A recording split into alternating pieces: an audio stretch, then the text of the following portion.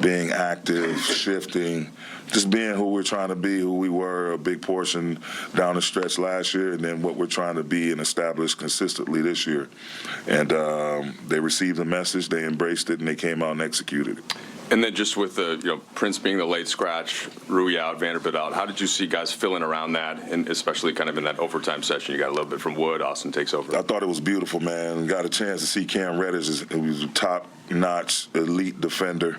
Max, it was good to see Max get a chance to get out there.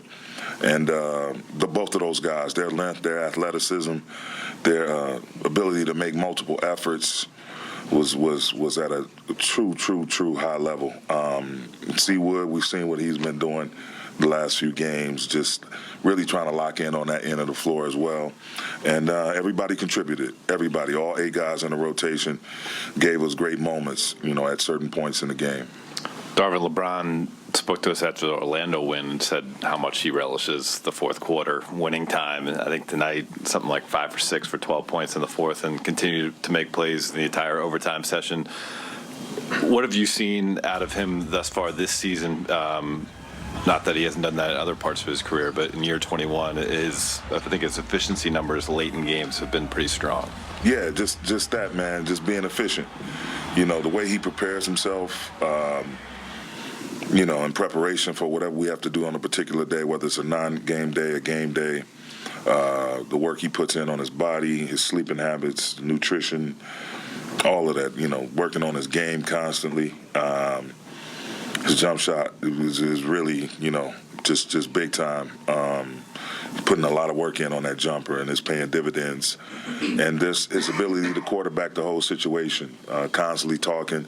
The communication is at a high level with both he and AD.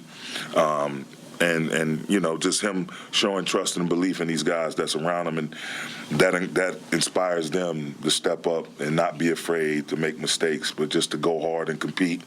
And they're making plays all around him as well as himself. And again, he doesn't prepare to just be available and to be another body on the floor.